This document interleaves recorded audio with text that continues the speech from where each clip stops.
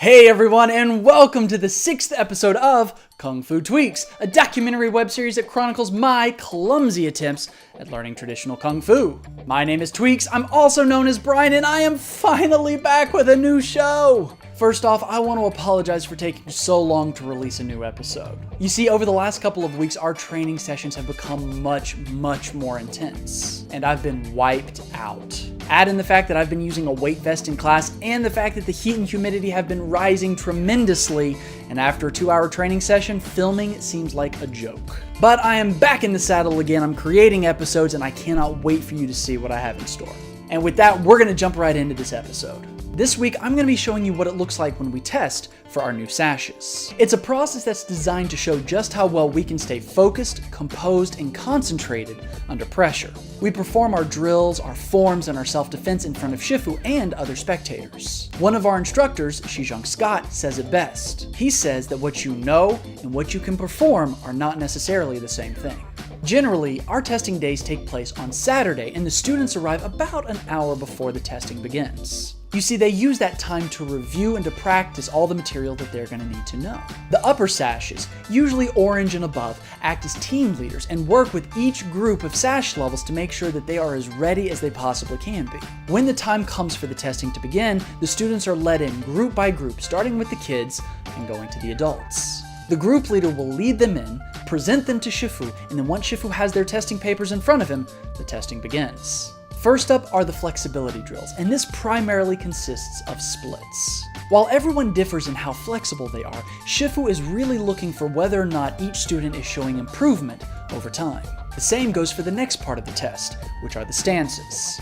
The students will perform and execute the various stances that they've been using in their forms. Some of these stances include horse, bow, drop, resting, empty, monk warrior, single leg, and others. Just like the splits, each student is different in their proficiency of each stance, and the most important thing is to be able to show growth over time.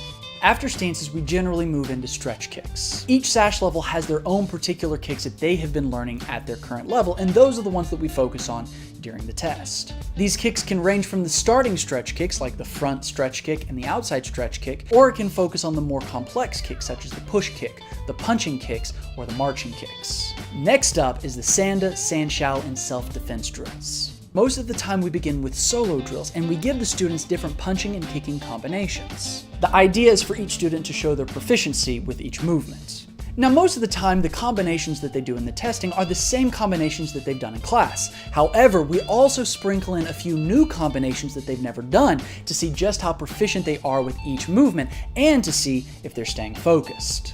After we do the solo drills, we usually move into the bag and pad work. The students will be paired up with instructors or testing assistants and will be given combinations that they must perform by striking the bags or the pads. You may notice that many of the students testing have on wraps. This part of the testing is the reason why, as we don't want anybody damaging their hands by striking the pads without protection. Next up, we pair the students up either with each other or with an instructor, and we have them spar. At these lower sash levels, the students are only making either light contact or no contact at all, as they're still learning how to perform each movement properly.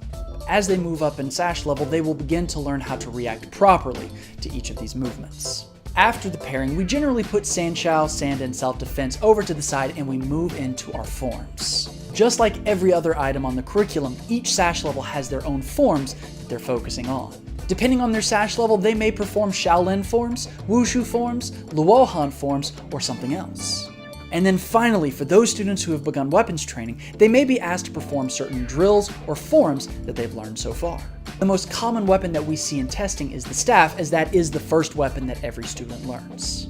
Now, once everyone has completed the testing procedures, all of the students line up in front of Shifu and are presented with their awards if they performed well enough. The pictures and the film that you've seen in this video came from our quarterly testing that we had on June 1st, 2013. And I want to give a very special congratulations to all of the students who participated and advanced further. Welcome to the big leagues! And that, ladies and gentlemen, is our testing procedure. Testing for the higher sashes is a little different and more intense, and in the future I may make another video to show just what that looks like. But for now, I'm gonna go so I can keep working on my material because I have a lot to get through. As always, let me know what you think about the show in the comments below. If you have any questions or requests, be sure to post them down there. If you like the show, give that thumbs up button a click. And if you really like seeing our testing procedures, you can favorite the video. But until next time, my name is Tweex, this is Kung Fu Tweex, and I will see you guys next time. Zaijian.